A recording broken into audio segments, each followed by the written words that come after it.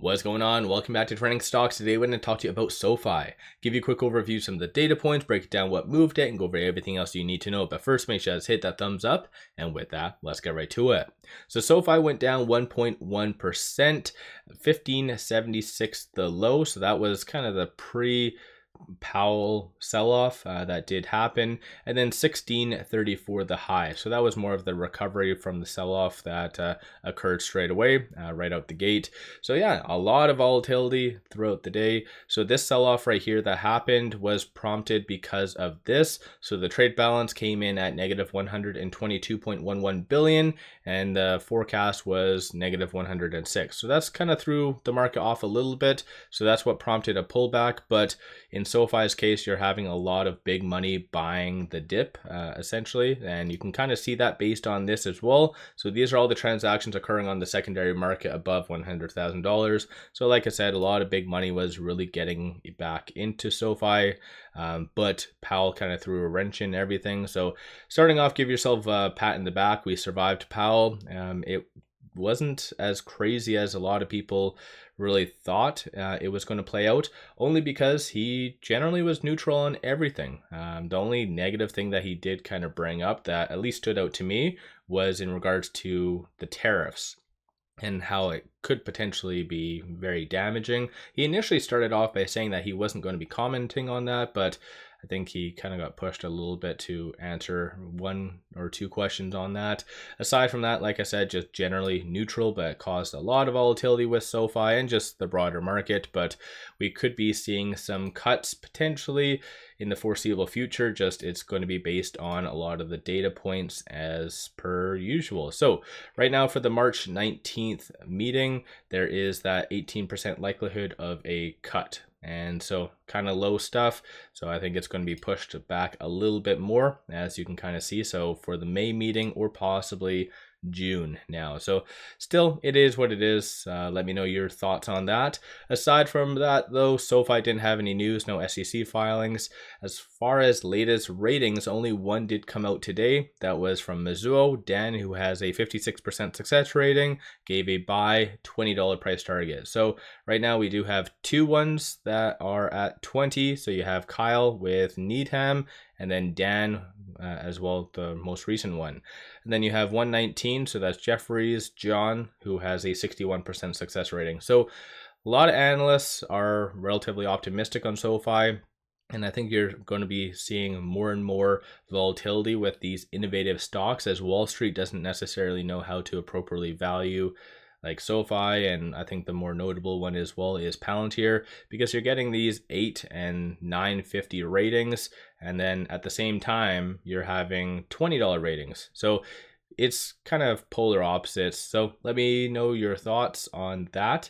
But I think generally SoFi post earnings has been doing somewhat okay. Normally in the past, you've seen a lot of crazy volatility, as normally resulting in it going down like 10-11% over the last or 2 weeks after their earnings. So yeah, I think it's holding up pretty well given everything. Right now, shorts did increase 166,000 shares today. 12.47% of the free float is being shorted. Works out to be 134.19 million shares overall are being shorted. Looking at options, 15 million in calls, 5.32 in puts. So kind of low dollar value today, but 53% of all the options being done today were optimistic in nature. But you can kind of see right here. So today was 20.9 million for the total premiums. 37.5 was yesterday, 71 the day before. So yeah, one thing that I did post on Twitter, as well as in my Discord, which is free to join, mind you, so definitely go over there. A lot of good people. But I was kind of looking at the SoFi dark pool, more specifically this right here.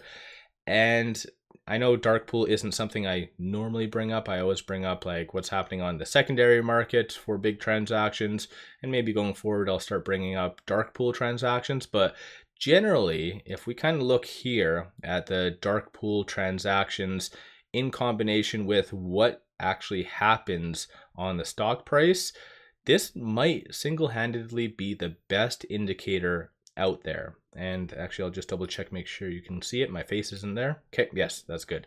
So yeah, every time you see ultimately shorts, or I guess dark pool and a lot of selling associated to that, whenever it's abnormally high, it usually goes down for at least like the following day. Like it seems to know, they know in advance when it is going to go down. So I'll start to kind of look at this a little bit deeper, but this seems to be a very good indicator potentially of what might be coming. But I guess I kind of went off track a little bit, but getting back over to options, my apologies on that. So based on the call options that was purchased today, there's a consensus for it to be above 18. So still some optimism for that. We have GDP coming out tomorrow and then PCE on Friday. So PCE, of course, is a good inflationary data point that the Feds like to look at. So I think that one will really hit home. Following what Powell just stated today. So stay tuned for that. That might cause some volatility on Friday. And then, so yeah, I think some optimism is still anticipated. Bears are anticipating for it to be sub 1450. After hours, I don't know if Meta came out with their earnings yet. I know Microsoft did miss. Tesla did miss on their tentative numbers, but they gave good future guidance, so I think they are rallying right now.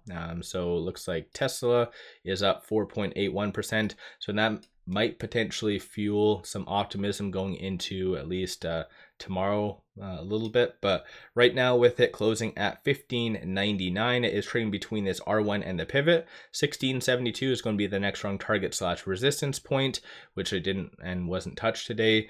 15.72 is going to be that next strong support, so definitely watch for that going into the next couple of trading days. But aside from that, on the actual chart itself, I'll give you a quick overview of that. So it did and was able to close above that super trend as well as the 50-day moving average. So another day it did kind of bounce off of that. So it seems to be a-okay. It did close below the ALMA though, so that is sitting at 16.79. So over the next little bit, it might just be wedge bound between the ALMA and that 50-day moving average, and then essentially get pinched, similar to what I called right here.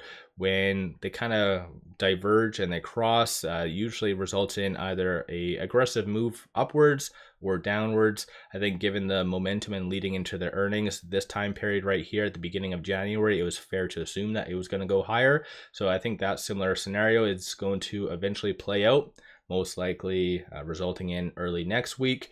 So just kind of be aware of that. But because of all this volatility, it has reset the stochastic RSI, so it is neutral, not considered overbought anymore. So that's kind of a good thing. But I think all in all, not bad of a day. We all survived, and SoFi did hold a lot of its gains. So let me know your viewpoint on Powell.